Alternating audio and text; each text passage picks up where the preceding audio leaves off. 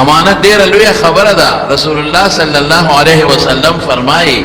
الامام ضامن والمؤذن مؤتمن. وی امام دا قوم دا منز ذمہ دار دے، دا قوم دا منز ذمہ دار ہے، تعلق دا امام سر دے. گورا پدمی او ذمہ داری رالا امامانو تام ویم خپلی منز بکوے او پا سنت دیم با منز کوے او مستحباتو باندے عمل کوے، قومی جلسے دا برابر کوے. ولی کم امام چی منز زر زر کئی، قوم پریدی جلسہ پریدی، خدا مقتدی منز برباد شو، مقتدی منزم خراب شو او دا مقتدی منزم خراب شو. سرور رکعت منز خپلی کیا خو یو 2 منٹ 3 منٹ زیاد پا پیو لگی کن، نو تا خدای لا 2-3 منٹ ٹیم زیاد نشی ورکو. مقتدیان پوئے کا دا امام دا ذمہ داری دا چی منز بتاو خایا.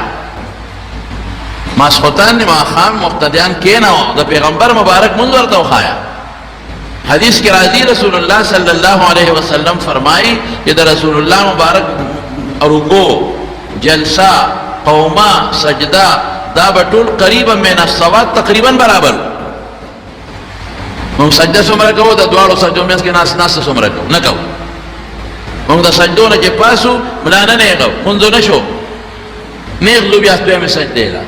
منز غٹ نقصان دا پکے پیدا شو، غٹ نقصان. او چه بیا دا سجدے نا پاسو نو ملانا نیغو قومہ کے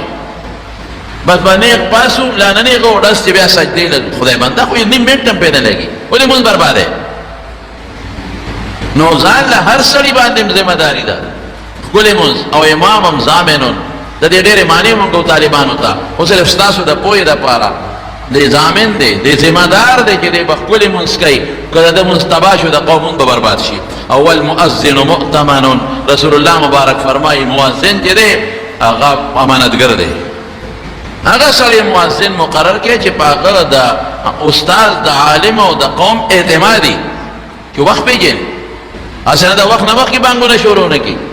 دا سار پیشمانی سرا بعد دوستان بانگو نوی دا لرے دین یو بانگ رازی تقریبا سرو 15 منٹا مخ کی بانگو اچھے بانگ شروع کی نور پسے شروع بیا خصوص دیتا نکوری دا اصل مؤذنین دا کوشش کئی جی دا رول نمخ کی دا بانگو ہے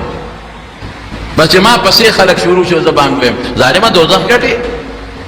زیادے کے ظلم کے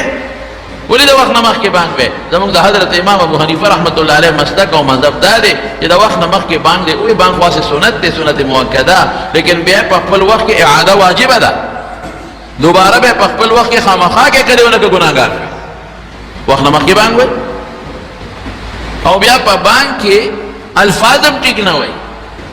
سمرہ مؤذنین چی دما آواز اوری کدلتا ناستی کباری اوری اگر مہربانیو کہ عالم تا یو قاری تجوید والا تکے رہے بانگ بتا باورا وے یہ دا بانگ ٹھیک ویم کا غلط ویم دیر بانگ پا الفاظ صحیح نہ پوئے گی تو کوئی اللہ اکبر یہ علیف لزور ورکی مانا غلط اشوا دے خدا مانا چا آیا اللہ لوی دی کنا اللہ اکبر خستاد خدا پر لویا کی شک را گئے خدا لوی دی کنا اللہ اکبر اللہ ریر لوی دی اللہ اکبر دا تپوست کے آیا خدا الوی دے او خدا الوی نہ دے اس معنی سونا غلط شو سو کہ اللہ اکبر بے لزور ورکی غلط شو سو کہ ایال الصلاة ایال الصلاة نہ دے علیف نہ دے حمزہ نہ دا حی علی الصلاة حی علی الصلاة سوادے اغمز دکا او یو پکلا سار بانگونو سار بانگ پدے باندے الصلاة خیر من النوم پدے وازو کوئی قد قامت الصلاة قد قامت الصلاة خدایا پاکا میں دا اعلان بو کی آواز بو کی جدا تیر واتا اور غگی منہ کی جدا تیر واتا نو بانگ صحیح ویل پکار کم چے مؤذنین دی دا بانگ دیر دوے ثواب دے. رسول اللہ صلی اللہ علیہ وسلم فرمائی من اذن 7 سنین محتسبا چے اوکالا بانگونا وی او دا خدای دا رضا دا پارے ہوئی نیخ پنیغ جنت ازان خود دنیا را غواری ماندلا یہ سوک ستا پا ازان ماندلا را دل داوی ثواب بنب کے بھی استا ثواب بوشی نو زمان چے کم پوئی خلق دی بانگ نوئی یا تو تبانگو آیا اتنک بختور مخی چاو آیا پا او چه امات کی چه کم موازن مقرر چی بیادے گا دا قوم او دا امام پا مشورہ گا موازن دے بانگوئی خو خشتا بانگ خکولے ازدشی والمؤذن مؤتمن او پٹیم بانگوئی خکولے مزیدار آلہ او بانگ یو قابل خواہ گوریم نا صرف حي علی الصلاة و حي علی الفلاح کی خی طرف تا و کس طرف تا گوری. رسول اللہ صلی اللہ علیہ وسلم دلتا فرمائی اللہم ارشد الائمہ واغفر للمؤذنین وی خدا امامانو تا نئے غلا روخے دعا وطا کئی چکم امام دی دا منظر ولی ذکر ادب مانده سر ټول شاته چې څومره خلق دي هغوی نیت تړلی ده سره ټول بربادېږي خدای دې په نیغه کې چې رستو صفونه هم په نیغه دې په هدایت کې چې رستو صفونه هم په هدایت وي او بیا څه وایي اللهم اغفر للمؤذنین خدای بانګیان وبخې پیغمبر مبارک دعا ورته کوي نو زموږ طالبان سوال کوي چې بخښنه خو هله غواړي ولا چې ګناه کړي نو اللهم اغفر للمؤذنین ولې پیغمبر مبارک فرمایي چې دې وبخې داسې دې ورته وایي چې خدای ثواب ولا زیات دا سے دے ہوئی چی اللہ تا آواز والا خکے دا سے دے ہوئی چی خدای پٹھے میں راولے نہ دا اللہم مغفر ولے ہوئی چی خدای بانگیان مبخے وی دوی اکثر بانگونا غلط ہوئی دوی اکثر بانگ دا مخ دا وخنا مخ کی رستو ہوئی او صاحب دا مرقات مولانا قاری لکلی دی وی دا بخنے سوال والا ذکر کئی چی دی اکثر حیال الفلاح کے لارو تا گوری خدو تا گوری ہوئی شیشے غشتی اللہم مغفر نو تے خدای پیغمبر مبارک میں اللہ تے وبخے اور بخنا خوالا کئی دلی گناو کی گنا اللہم اغفر للمؤذنین خدای مؤذنین او بخی خیر دا منگوی اخکل خبرو کو منگوی انسان نخام خواب پا جن کی گناہ کی گی نو دا دیر نیک سڑے دے خسڑے دے چه خلق منزل را بلی نو پیغمبر والا دا بخن سوال کئی چه خدای دے ہوا گناہونا ہو گئی او طالبان دا منگوی بی مغفرت چه مصادف دا محل مغفورت رئی رفع درجات و رازی مانا بے تاسو پی نپوی گیا خودونا بوگیم چه خدای دیو بخی کی گناہی وی کنیل مرتبہ والا اچھتا منگوی اخکل ماناو دامیده کوي چې په دمشق کې یو جامع مسجد کې یو مؤذن په بانګ وي نو زمونږ د فقهاو لیکلي دي چې مؤذن بره په مناره کې بانګ وي یا بره په کوټه کې نو د حي علی الصلاة او حي علی الفلاح دپاره دې په هغه کوټه کې ګرځېدی شي دې د دیوال خواله لاړ شي هغه سوړه کې په هغه روشندان کې حي علی الصلاة وي بیا د دې بل روشندان خواله راشي او حي علی الفلاح خوله داسې مخامخ کې کورونو ته پردو ته نه ګوري خو اواز وکړي چې بارې خلک وو نو د ببانګ وې او بوډا سړی و سپین ږیری نو د دې جومات نه ګس طرف ته د منارې لاندې د یو یهودي کور و نو چې دی حي علی الفلاح داسې سر یې بار که نو دغه و داسې په یهودي کور کې یو جینۍ و په هغې یې نظر ولګېد یا نظر یې ولګېده بس بانګ له ډز ورکړه زر اخلاص کړ او په کلکیا کې اوس هغې ته شیش ور برابر کړ هغې ته ګور هغې پې نظر شو چې ای بانګي بابا ته څه کوې وایي پردو کورونو ته ګورې شرمېږم نه بابا ورته څه وایي بانګي ویره ډېره زیاته مې خوښه شو مې لیدې نو در باندې مین شو ډېره مې خوښه شو ما سره واده وکړه اوس دومره دی د خپل عشق په مخه غشتی دی چې دا خبره کوټې منارې نه چغې وی خو ټول کلی یې اوري بیخ دې وځه ما سره واده وکړه او دې رخصه بوډا سړی تا سره واده وکړه ته ما ته وګوره د نوسۍ په ځای د کړوسۍ په ځای او ما سره واده وکړه خیر دی که نه دی ورته اوس وایي خیر دی که نه په شریعت کې څه منع خو نه دی چې ما ورته رضا یو نو څه دی چې ته څه غواړې زه دله مهر هم در کوم کور هر څه در کومه خو بس ډېر زیاته مې خوښه شوې او ما سره به واده وکړه اجنې تنګه کړه اجنه ورته وایي چې زه اسم نه غواړم ما سره پیسې ډېرې دي ما هر څه ډېر دي یاره چې ته بار بار وایې مهر غواړې پیسې غواړې کور غواړې نه هغه جنه ورته یو شی غواړم که دا کې زه خو یهودان یم او ته خو مسلمان یې نو دی ورته وایي چې د مسلمان خو د یهودانې سره نکاح کېږي اهل کتابو سره اوس د مسلمان سړي سره د یهودانې نکاح خو جایز ده او ته څه وایي وایي ټیک ده که ستاسو په دین کې ستاسو مونږ سره نکاح کېږي خو زما ضمیر دا برداشت نه شي کولی چې تا سره نکاح وکړم زه چې نکاح کوم یهودي سره به زما ضمیر دا غواړي نه کوم در سره یا ښځې به دا خو څه خبره نه ده نکاح را سره وکړو چې څه مهر پیسې دولت در کوم اجنه ورته به یو شرط دی وایي څه وایي دا مسلماني او ایمان به دې پرېږدې او یهودي کېږې به راځه که یهودي کېږې زه راځه بل اوسه په الله که ده او یو که د اتیو یو که د شپېتو یو که ده د کمو باندې خو زه راځه را سودا نن کوو یهودي شه راځه بس زه د خپل ربي له بوځم مولا ته هغوی ربي وایي اوس به نکاح وتړو زه د بېګانه دی ښځې ښځې ده خو ما بلا منځونه روجې حجونه ذکرونه او دا دنیا بانګونه مې ویلې دي دا به څه کېږي دا چېرته کېږي وی بس بیا ځان لړم ستړی کوه په قلار کښېنه وی بل شرط وی بل نام دغه یو شرط دی بس دی خو مجبور وړی بهللې بس هغه ځای نه اواز ورکړو وی بس ځان تیاروه دا یې درلم ایمان مې پرېښو یهودي شو خو چې څنګه را روان شو په هغه پوړو کې خپه وخوې د سردلان دې را پرېوت دا سټې ولګېدو مردار ښه مړ شو رسول الله صلی الله علیه وسلم خو فرمایي ځکه که نه چې ډېر کله د یو مسلمان او د جنت په منځ کې به یو لیش فاصله او دی به هغه جنت ته پاتې شي او دوزخ ته به لاړه شي د ده خو دغه مرګ مقرر و خامخا به مړ کېده دا خپه به یې خامخا دا تقدیري فیصله وه دا ټیم د مرګ یې مقرر و لازما به راته خو که چېرته هغې ښځې ته یې په بانک کې نه وي کتلې په حی علی الفلاح کې او هغه ښځه یهودي شوې نه وې نو کوم خوا به ته بانک نه پس مرګ جنت دی بانک نه پس مرګ او جنت دی لاړ یهودي شو جنت پر دی دوزخ ته لاړ بهر کې دا خبره خو ما پکې منځ کې بله راغله خو بنیاد دا خبرې دا چې والمؤذن مؤتمن نو امانت دا دی مؤذن هم امین دی امانتګر دی دی به صحیح بانک وي غلط به نه وایي دی به اواز اوچت وباسي دی به اواز ښکلی وباسي او دی به بانک زده کي او په ټیم به یې وایي د ټیم نه مخکې وروسته به بلکل دی بانک نه وي او د ماښام چې د مخکې د ټیم نه وي نو خلکو کې دي زنانه روجې وي هغې هغه روجې ماته کړي چې دا ټیم داخل دی نو ټول یې تباه و برباد عرشی کې امانت داسې نه امام امین امانتګر مؤذن امانتګر دکاندار ما تېره جمعه درته ویل امانتګر برابر شی به ورکړې غلط به نه ورکړې کم به نه ورکړې په تله کې تله کې هم خلک وانې کوي تله کې کم به نه ورکړې پخوا خو به هغه ډنډې تله هغې سره خو به چل ورکو زیاته وکړم اوس خو هغه شی ختم شو اوس خو نورې تلې پکې راوتلې هغه فوډ انسپکټر راغی نه هغه د یو سړي تله کته نو چې یو خوا به یې شی واچو دروند به و چې بل خوا به یې واچو سپک به لکه دا څنګه چل وایي دغه تله ده وایي نه اخر یو خوا شي دروند او بل خوا سپک دا څه مسله ده وایي صاحب دغه تله ده او دغه کاڼي نور پرې نه پوهېږم یو حاجي صاحب په لاره روان برګ رومال یې والي هلکه حاجیانو بد مونږ نه حاجیان خو دلته خلک مونږ خپله هم حاجیان داسې یو خبره راغله هغه نیغ راغی وایي انسپکټر صاحب ولې وی وختي راسې ده سره په باس یم دا تله د یو خوا شي دروند ښي بل خوا سپک ښي او دې مل نه وایي زم پې نه پوهېږم چې دا څه چل دی په دې کې تله همدغه تله ده چاپړې هماغه یو عمره دي دا چاپړې چې څومره دي ما وتله دا بل هماغه عمره دي او پارسنګ ښي ټولې هماغه دي هغه وی انسپکټر صاحب په دې باندې زه پوه کړم وایي څنګه وایي دا ډنډه یو ګوته یو خوا اوږده ده او بل خوا لنډه ده دې چې اخلي په دې یو طرفه دي او چې ورکوي په دې بل طرف ورکوي ګوره دې ته کمال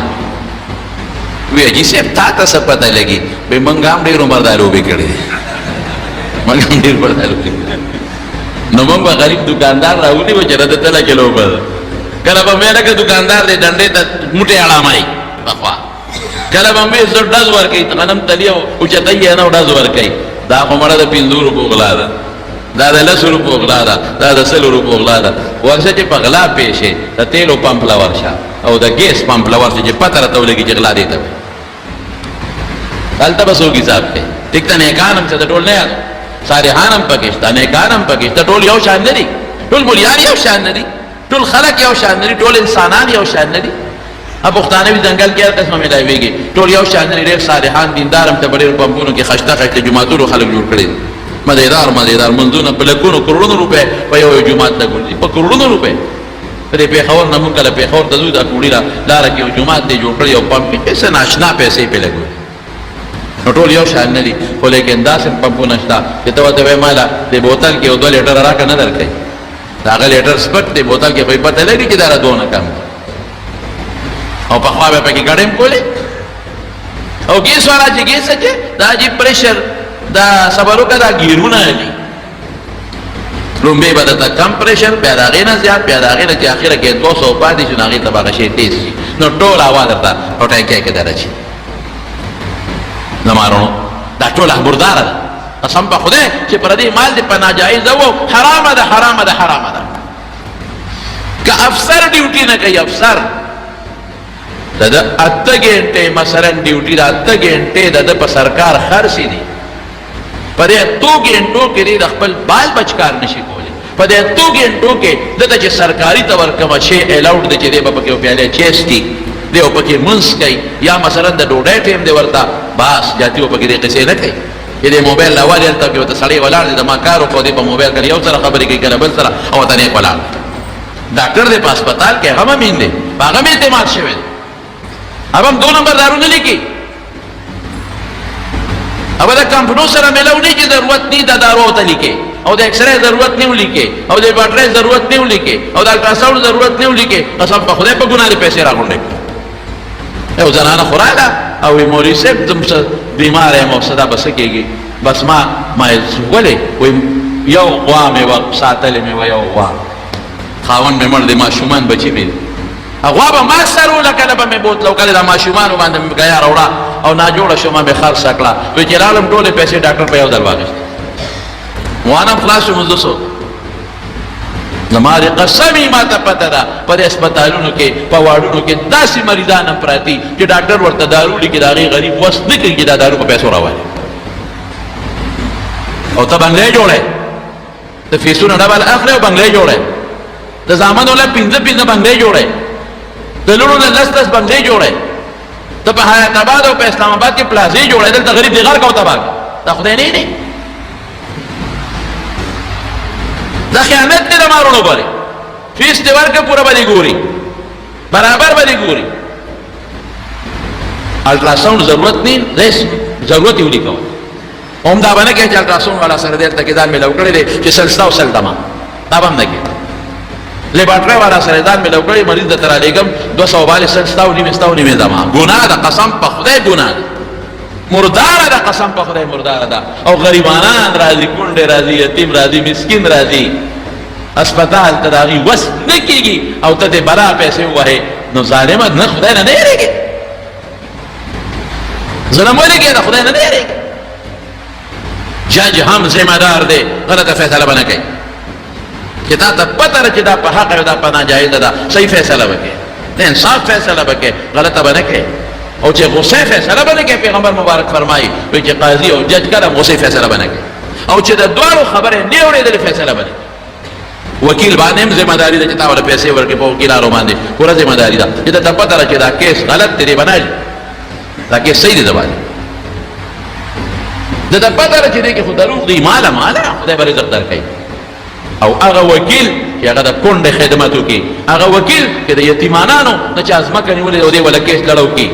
هغه وکیل چې هغه د مظلوم کیس لړو کړي وادي دي پیسې خو ډاکټر هم پیسې لري وکیل هم لري ټول دا به جنت ته ځي هغه جج چې د انصاف فیصله وکړي او خان او غریب ته ونه ګوري د انصاف قسم په خدای جنت ته هغه ډاکټر چې هغه د مریض ته داسې وګوري لکه د خپل خور او د خپل بچي جنت ته ځي دا ذمہ داری ده پرچا او چې دا مال په حرام واغشتو کم خوا بځه قیامت پر ورځ به د دې خلکو سهالي د دې خلکو رسول الله مبارک فرمایي چې اوخ کې خیانت کړی دی اوخ به په وګي او د قیامت میدان ته به وړي دا به د بشا کړی او چې غوي کې خیانت کړی غوي به په وګي او چې ګډ او چيله کې خیانت کړي ګډ به پوګي مې بکای او چې ټوکړي چانه پټي کړي دي خیانت کړي دي ابا جنډې په شادر پیږي خلکو دا خیانت کړي دي او بیا به سوي الله ودی وروړه شابه څومره مال دي د خلکو نه په دوکا والي دي وروړه څومره مال دي خلکو نه په دوکا والي دي شابه وروړه الله ما سره سي راوړه خلکو نه دي والي دي نشتا ما دنیا ته ولګي چې دا وروړه دنیا دي سر خړلې دي دنیا کم مانا ټول دنیا کې پاتې دي کنه الله امید کې چې ټول د ترونو مې دنیا نه دوی دلته به استاد ته خامخا به راوړي وی الله کم دی نه راوړو وی زړه ته ځخه ورته راوړه چې څومره دې پردي خیانتونه کړې دي راوړه زړه ته ځخه فرشتو ته وی ورکه دی بوده چې هغه مالونه راوالي نو فرشتي به ونی چې دوزخ ته به وګوري نو یو کنده د په دوزخ کې ويل لكل همزة لمزة الذي جمع مالا وعدده يحسب أن ماله أخلد كلا لينبذن في الحطمة وما أدراك ما الحطمة نار الله الموقدة التي تطلع على الأفئدة حطمة دي ورغرد هاوية أغرد دي ورغرد نزيبا پاك سوزيبا نزيبا تو چه کان دي تورا سيگي التا بولا الله رد مال ورکی والا دا مال نست دي خدای پاک پا چا دوزخ کې بل لمانانه می خو بنسو دوزخ کې یو لړم د قچر عمرې الله دې مساعد دوزخ کې به انسانانه مګل سفارش د پاره ابا نسو دې زقوم بوټي وای ابا نسوځي ابراهيم عليه السلام یې اور ته واچو نسوځي دا مال به ته خدای را مخامخ کېږي دی باغ ټول مال راوالي او سوځېږي به په دې اور کې را پوګه به کې لاس کې به ونیسي او برابر روان شي راخېږي براخېږي چې سر ته راوخېږي عمال به ته خوشي شي بیا به ته لاندې پرېوځي فرشته به ولا ښه مضبوط غدارونه ورکړي خوار شي ورشه به عمال دې راواله الله قول شبه دی به وایي چې زه کم ځای نه وم بیا واپسې ځه بیا به هغې دیکه ورکړي ورلړه به یې کړي بیا به هغه مال ورته خدای را متشکل کړي په شکل دی به بیا راوایي لاسونو کې به ونیسي اور کې به سوځي اوبه به ته بیږي وینې به ته بیږي چغې به وباسي بیا به ورو سر له راشي رابشي چې سر له اوسینګ بره راخېږي چې دا اوس الله له ورکومه لاس نه به بیا خطا شي لاندې به وغورځېږي فرشتې به بیا ولا لته ورکړي دیکه به ورکړي په کروړو به ښه مضبوطه وي او د اور په کروړو به وي زور شیشه به هغه باندې راولي دی به بیا ورپسې خطا شي دغه د دوزخ جون خو چې یو څو ځله دا کار وشي نو بیا به فرشتې ورله دیګه ورکړي او په هغه هاویه او په هغه اور په هغه کنده کې به یې ور واچوي خوار شي دې مال د دنیا د بچو دپاره دا دې خوښ کړی د دنیا د هغه لږ وخت دپاره دی دا دې خوښ کړی د بچو دپاره او د ښځې دپاره د مال په حرامه ګټه دا دې خوښ کړی یا پکې اوس به دې نه بار بنوځي د مالونو ډېره ګرانه ده ګوره ډېره ګرانه ده اسانه خبره حضرت مدعم رضی اللہ تعالی عنہ دا رسول اللہ صلی اللہ علیہ وسلم خادم دے او یو جہاد لتلیو او دا جہاد نو واپس راتلل او دا پیغمبر مبارک خدمت کی قسم پا خدای دا رسول اللہ مبارک خدمت زان فخر دے فخر او دا رسول اللہ مبارک دا ساروی کی جاوا کزو لکی جاوا دا آغا خدمت کی او یو غشراغ پتہ نو لگی دا چچارا ویشتاو او دا مدعم پی پتا سرو لگی دا اولاد غریب مرشو پغشي ولګي چې د دشمن راويسته خو سړی نه دی معلوم چې دا کوم دی نه غشي راغی او دی پې ولګېده او پرېوته مړ شو صحابه وی هنیئا له الجنه جنت ولا مبارک جنت زیر جنت ولا مبارک شاه ولې دغه جهادي سفر کې چې د کور نه ووته او تر څو واپس نه راغلی او مړ شو نو شهادت اجر به خدای پاک درکړي او بیا د پیغمبر مبارک خدمت او دا کافر مقابله کی جنگ او دا حضور پاک خدمت جنت دے والا مبارکی رسول اللہ مبارک فرمائی ولنا دا غنی وی انداز نوی جنت با مبارکی وی قسم پا خدای چه کم سادر اس پا دی جہاد کے دا غنیمت نو چت کرے دے دا تقسیم نمخ کے ما تخکاری اغا پی دا جہنم پا اور کے بلیگی جہنم پا اور کی صحابہ من نکلے اگور جسے چل شوے دے جس سامان اولٹ اور سادر پا کیا رہا تھا او سغی غریب با پدی خیالو جد کرے کہ دا خودم مجاہد ہے مام جہادو کدا ما بم پکی سای اگا با پدی خیالو جد کرے کہ دارے او سادر دے او سا معمولی خون دے شیر دے یخنی میں کی گی مجاہد ہے او دا پیغمبر مبارک خدمت کو لیکن تقسیم نہ دے شوی تسنگ ہو جاتے تقسیم نہ دے شوی سنگ ہو جاتے رسول اللہ مبارک قسم خری والذی نفسی بیدی زما دی پاک ذات قسم ہے کہ دا ما سادہ جا پہ اختیار کے دا ما تخکاری دی پا دوزخ کے وغا سادر پہ دا اور نتاوی کی بلی زر یو صحابی من رکلی دو تسمے روڑے تسمسی دا چابر پوٹینے ہوندے دا شیراکن دا میں پوچھے ما خم دا تقسیم نمخ کیا غشتے ما خم پوٹینے شیر دے بل زر دو روڑل ما خم دا پوٹینے شیر دے لیکن خلق معمولی ہوندے شیراواری پاگی پروانہ ساتی رسول اللہ مبارک کو فرمائے شیراکم من نار او شیراکان من نار کہ چرد دا دے نور اوڑی تابانے بم دا پا اور کے بلے دا تسمہ دے خلق کوئی حرام مال صدقے کئی لا صدقة من غلول لا صدقة من غلول لا تقبل صلاة بغیر طهور ولا صدقة من غلول حرام مال کی صدقہ سر نہ نکی او چې دا پتہ لري چې مال حرام دی صدقه کې او د ثواب نیت به کې علماء کافر شو په کوم طرف مو خلق روان هر سړی وي د بل جیب وها بس د بل پټي نسا پولا وها د شپې او بخور پردے او بوها بوساڑے تا پلشپے لار شو صادر و تکید او پردی بوس پل ساروی در اوڑا او دا شپیو دا پردی شوتل ریبا ہائے دنیا دا وقت پہ تیر کو اخیرت سر بسکے اللہ سر بسکے قیامت پر بسکے یا با اللہ لسے جواب بور کے حضرت علی کرم اللہ وجہہ لور دا لور پلا لور او دا اختر وز دا اختر وز نو خامخا دا جنکه دا ماشومان امیلونه چې بنگړي چې د اختر نه مخکې ځان راوړي وته خوشاله د حضرت علی رضی الله عنه د لور اسم نو څه چارې وکړه د بیت المال چې کوم سکرټ او یو امیل چارولو بیت المال قیمتي د ملغلو امیل چارولو بیت المال ته مسلمانانو ته وقف کړ بیت المال کې پروت دی ماشومه غلی دی د بیت المال هغه سکرټری ته څه وایي وی دا امیل کړي یو درې ورځې لماله په سوال راکړه د بیت المال چې د په اختر تیر کم بیا به نه درکړم درې ورځې زه به حفاظت کوم خو د ټولو ماشومانو امیلونه چولې دي بنگړي او د زنانو چې کوم دا اختر سیدونه چولي زما اسم نشته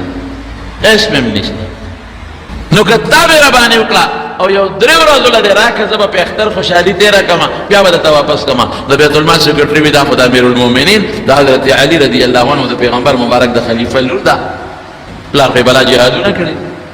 د پلار حق دی د بیت المال نو زوري او خیراتی خو نه غواړي درې ورځې په سوال غواړي چې دلته الماری کې پروت نو دی پسې نه دی پروت کېږي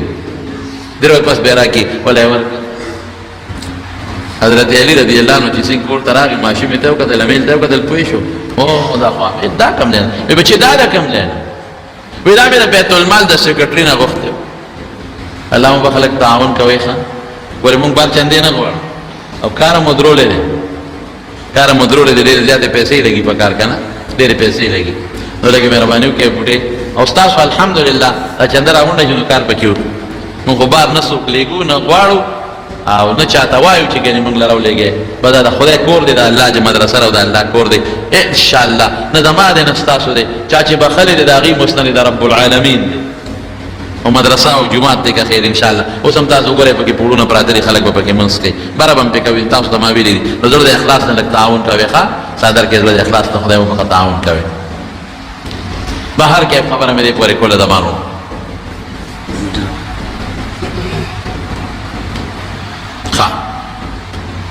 هغه امیر ته چې وکتل خو پېښې بچې دا کم دی وایي دا خو بابا د دې ټولو جنکو زما د دې ګاونډ د دې محلې د دې لارې کوڅې د ټولو ماشومانو امیلونه بنګړي زمانو بیت المال مشر ته مې وایي چې یو درې ورځې راکړي زه په اختر خوشحالي وکړم بیا به درکړم ورشه اواز کوي د بیت المال سکرټري ته ورشه هغه یې راوسته وایي دا امیل دې ولې ورکړو وایي امیر المؤمنین دا خو ما خیراتي نه دی ورکړی دا خو ما صرف یو درې ورځو له ورکړې ماشومه ده ستا لور ده او ټولو ماشومانو شته دینو او دې وغوښته مې د علي صاحب بې خدمت د حکومت کوي او د دې بیت المال بې خدمت کوي نو خیر دی که یو درې ورځې دپاره دې ماشومې له د امیل ورکړم دا په اخترو کې بیا به راکړي دومره یې ورته غوسه وکړوي تاکې اهلیت نشته چې ته د بیت المال حفاظت وکړې تا ته چا د اختیار درکړي چې د مال الله امیل ورکړې او قسم مې د الله په ذاتي که دا درې ورځو دا ټکې پکې نه وې دا درې ورځو ټکې درې ورځې نو بیا به ما د خپلې لور له هغه سزا ورکوله چې څوک غل او غلې له کوم سزا ورکوي او تا له به مې هغه سزا درکوله چې څوک غل له یو شی د بیت المال ورکوي هغه سزا به مې ورکوله خو زما لور غله نه ده ځکه درې ورځو له په سوال غوښتی دی او تا هم درې ورځو له په سوال ورکړی دی یعنې که دا ټکې پکې نه وي تا به لي چې زه مې سره څه چل کوم او زما د لور سره ما څه چل بچې راکړه امیر اتصار وختي وایسته بیت المال سکرټري له ورکړه ورشه دا بیت المال کې کېره د بیت المال د امیل نه به زما لور فایده نه اخلي دا د ټولو مسلمانانو شریک شي دې ته انصاف وایي دې ته امانت وایي دې ته دیانت وایي ورشه اوس وګوره که نه خپلو بادشاهانو ته او دې مشرانو ته توبه وباسه بس هر یو په یو الزام لګي تا غلا کړې ده بل په بل الزام لګي تا غلا وکړه یو ته وي خزانه دی والا بل ته وي خزانه دی والا یو خوا تختی بل خوا تختی یو باندې د نیب یو خوا کیسو په بل دی کیسونه زما قسم په خدای چې تر څو د انسان په زړه کې د قیامت د ورځې د خدای یره او د الله او د رسول احکامات نی راغلي او دا سیستم ټیک شو زما په دې مخلال سیستم په دې نه ټیکي الا بس سیستم ټیکېږي جړه کې راغله د بادشاه راغله او د ګدام راغله د مولا راغله او د مقتدي راغله د مولا په ځل کې د خدای یاره قصه خرابه د مقتدي په ځل کې د خدای یاره قصه خرابه د پلار په زړه کې چې د خدای یاره نه قصه خرابه ده، د افسر په زړه کې چې نه قصه خرابه ده، او که د چپړاسي په زړه کې نه د خدای یاره دا خرابه ده. امانت او دیانتداری دا ډېر قیمتي شی دی. رسول الله صلی الله علیه وسلم فرمایي یو پر اسرائیلو کې یو سړی په بلې ځمکه خرڅه کړی، دې ته ایمانداري غونډه ځمکه یې خرڅه کړه چې په جای خرڅه کړه چې هغه ځمکه برابروله کنلې منګې پکې راوکړه، ټول د سرو زرو ډک وایي که نه چې په تا چې ځمکه خرڅه کړي او منګې د سرو پکې راوځي، ماشاءالله ټوله شپه به خوب نه درځي، منګې مې ومونده او لکه منګي سره به چورلکونه وي او تاویږي به هم واسانه منګې مې ومونده. هغه څه چلو کا هغه منګي یوړه چې چا په ځمکه خرڅه کړې وه، وایي ها دا واخله، وایي ما خو ځمکه هغې سره منګې خو مې نه دی ویلې. دا پیغمبر مبارک فرمایي د بني اسرائیلو قصه کوي. سړی ورته څه کوي، وایي وروره چې ځمکه مې در باندې خرڅه کړه چې څه پکې وه هغې سره مې خرڅه کړه، او وایي نه نه منګي پکې هغه وخت سره نه دی ویلې شوي. یا خدای اوس په دې جګړه دی وایي منګي د سرو ستارې په لوی زمانه خیر پکې واچي دې زمانې نو څوک نو په دې جګړه کوي دې خوا که چې زه له فیصله وکړم دوه مرغۍ په جګړه وې پیشو پې وره چې پیشو پې وره چې کلب شي یو په یو لاس کې ونیوه خولې ته یې ور واچوله بله په بله خوا ونیوه خولې ته یې ور واچوله وایي ښه ده چې زه رالم منې لویه خونې خرابه به م کړې ورسېد چې دې زمانې پکې څوک نو هی هی هی د سړک په غاړه چې د حکومت کوم د دغه جوړ کړي دي که نه هغه څه ورته وایي هغه د خلکو د ودرېدو هغه د ناستې انتظارګاه د انتظارګاه نه ټول سیخونه خلکو تښتو انتظارګاه خلکو ختمې کړې د حکومت ځای په دې ډاګونو کې د خښتو څه شیزونه جوړ کړي دی کې بهله ډیران غورځوي هغه ډیران سره هغه خښتې مخته لاړی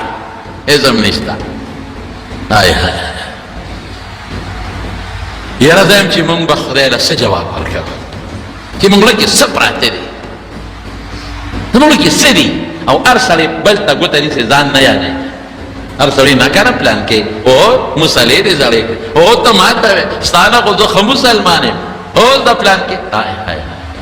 په دې کار نه کېږي زه به د ټولو نه مخکې ویم چې زه ډېر ګناهګار یم زه به ټول نه مخکې ویم او ته به هم دا وې کبر به نه کوې غرور به نه کوې دوه جمعې تقریر مې پرې وکړه اوهو یاره واقعي سوچ سره به خبره اورې یاره دا خو ما کې که څه کوتاهي وي چې دا وباسم او توبه وباسم معافي وکړم د بیان مقصد دا ځان ته مورم تاسو ته نو منګې یو وایي ستا دی ما ځمکه هر څه سره خرڅه کړې ده بل وایي نه نه هغه وخت د منګي ذکر پکې نه دی راغلی منګې ستا دی لاړل یو قاضي صاحب له هغه باندې فیصله کوله او منګې د ده دی وایي د ده د سرو زرو قاضي صاحب ډېر هوښیار و هلکه وایي ستا بچي شته وایي څه دي وایي زوی مې دی هغه یو ته وایي واده دې وله کړی دی وایي نه بل ته وایي ستا څه دي زما لور ده ورکړی ده که نه وایي نه وایي بس دا راجینی به دې هلک ته واده کړو دواړه به واده کړو او دا منګې په هغوی ولګوې د هغې د دواړو مهر وي دې ته امانت وایي دې ته امانت وایي دا اوس هم شته په ډېرو ملکونو کې شته ډېرو اسلامي ممالکو کې شته نورې کمې به پکې ډېرې وي خو دا څیزونه پکې شته غلط شی نشي درکول بلکې په ډېرو انګریزانو ملکونو کې شته لیکن زموږ ملک مسلمانان زموږ د خپل پیغمبر په تعلیماتو باندې شته پکار دي چې موږ د رسول الله صلی الله علیه وسلم پر وړاندې شوي دین 100% عمل وکړو فی السلم کافه نبی کریم صلی الله علیه وسلم چې کله راغی مکې مکرمه ته ډېره د زړه د درد خبره ده چې کله هجرت کوو د مکې نه وتېده که نه د مکې نه زړه کې دا سوچ و چې خدایا بیا به زه راشم دې مکې ته وکړه رانه شم اوهو دا مکه او دا بیت الله او دا حجر اسود او دا زمزم او دا صفا او مروه او دا د ما د پلار نیکه کلی او دا خلقوس او د ابراهیم علیه السلام وطن بیا به راشم او که نه ډېر زیات پریشان ډېر حضرت ابوبکر صدیق رضی الله تعالی عنہ فرمایي چې موږ د غار ثور نه ووتو که نه او موږ تلو وی رسول الله مبارک تر څو د مکې کورونه ښکارېدل په شا شا به یې کتل سترګو مبارکونه اوښکې روانې ابوبکر بیا به دې مکې له راشي خدایا کوم وطن دی او کوم کلی دی او خلپوس یې تېرې کړي ابوبکر بیا به راشي شا شا ته به کتل شا شا ته به کتل تر څو چې د مکې او حدیث کې راځي مینه به کوي د مکې او د مدینې سره جړل رسول الله صلی الله علیه وسلم نو چې ته نو ورغې د دې بیت الله چابیانې یو کس سره وی عثمان ابن طلحه ولا ورغه دروازې له عثمان کافر عثمان یو خبره ده پته ده ما نه لګي چې مکې نه زه چېرته کېدای شي وځم تاله راغلی مې یو کار وکړه داسې ډېر په مینت یې ورته وویل د دواړو جهانو مبارک ساته تاله راغلی مکې لکه د بیت الله دا چابي دې راکړه او زه دا ور دروازه کولو کوم داسې د شپې ټیم کې څوک بني او زه ورلم نو 2 رکعاته مونځ مې پکې وکړ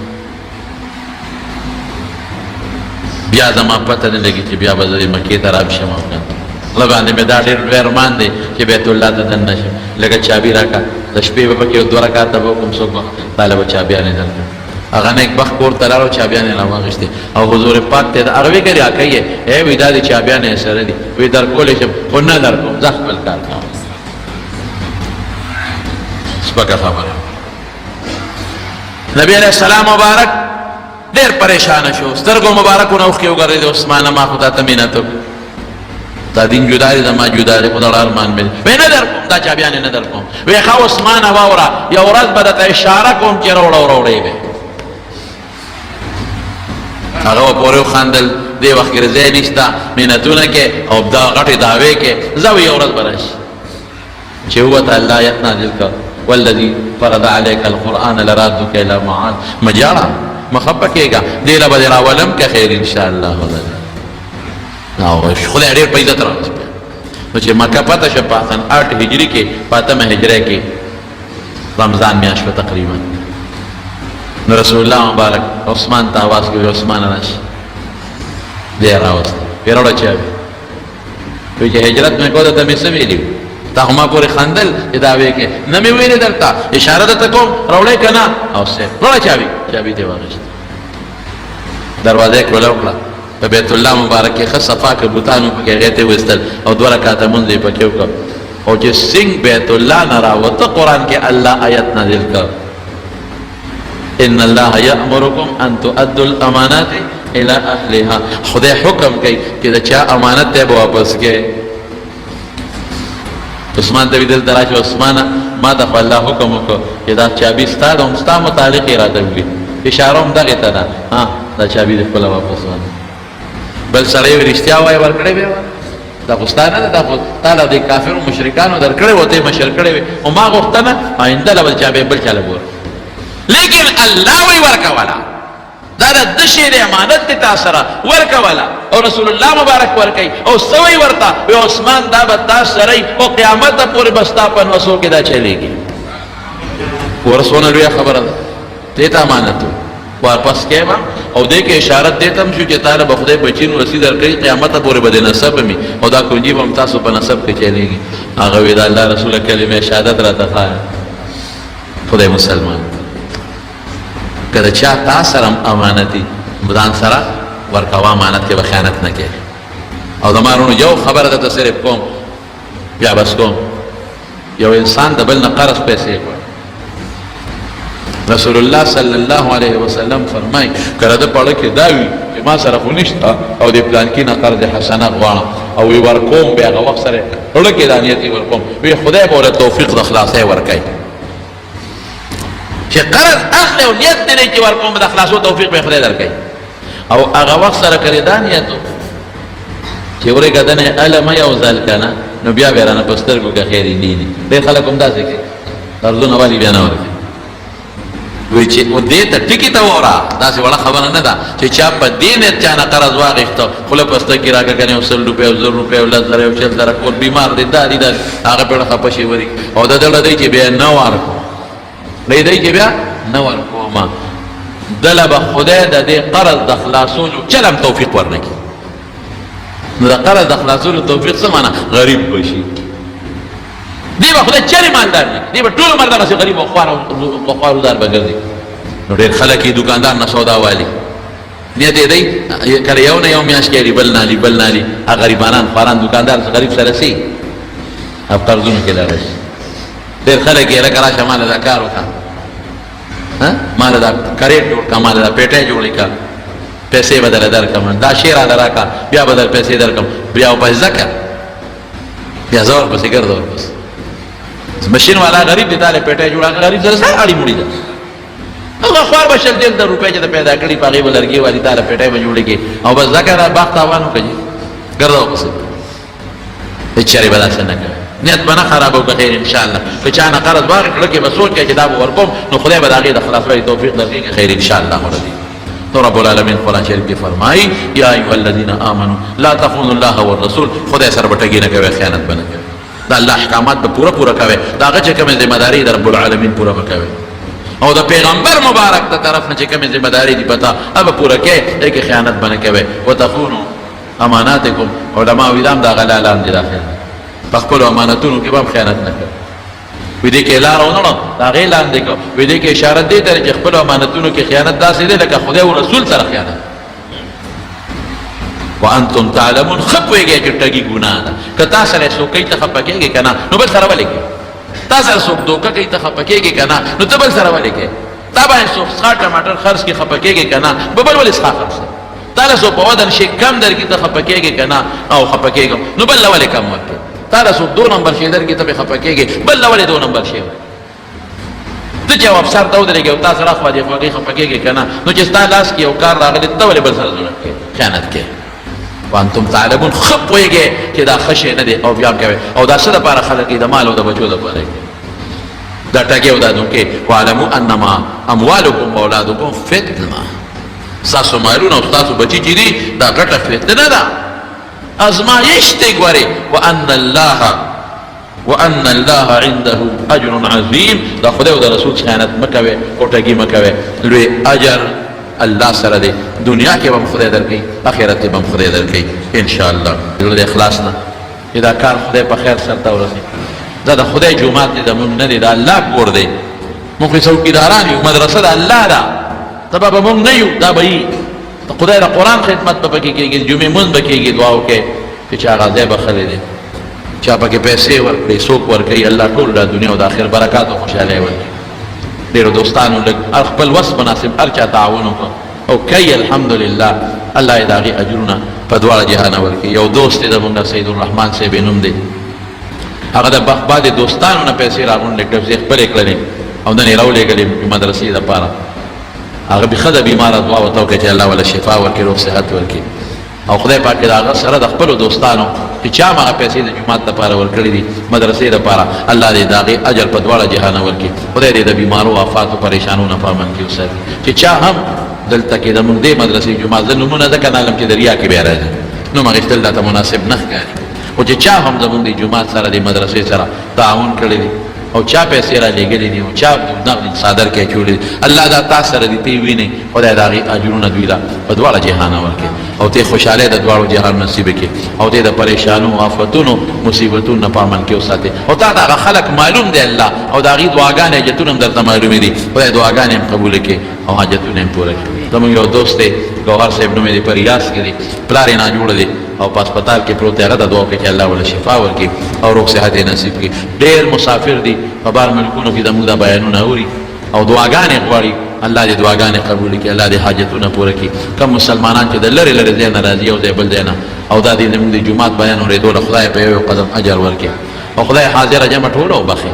او پروردګاره د ټولو چې دوی کې را کورونو کې بیماران د روغ صحتونو او شفا ورکړي او ټول د پریشانو د دواړو جهانونو په امن کې وساتي او د دې محلې د خلکو ته دعا وکړئ د محلې زموږ دا ګرد و نواز چې څومره د دې مېلمنو خدمت کوي الله ته ولله دنیا او د آخر خوشحالۍ ورکړي برکتونه ورکړي دا ځای چې بخلي د خدای دې قبول کړي د هغې خویندو لا دې خور له د هغې بدلې په دواړه جهانه ورکړي مور و پلار یې وبخښي ټول خاندان یې وبخښي او برکتونه پرې نازل کړي او پروردګاره تا ته مو سوال دی چې ته د خپلو غیبي خزانو نه مدد وکړي موږ به د چا نه چندې غواړو نه له چا نه سوال کوو به دغه جومات صادر ګرځي او چېرته زما بیان څوک واوري نو ته پیسې راولېږي نو باقي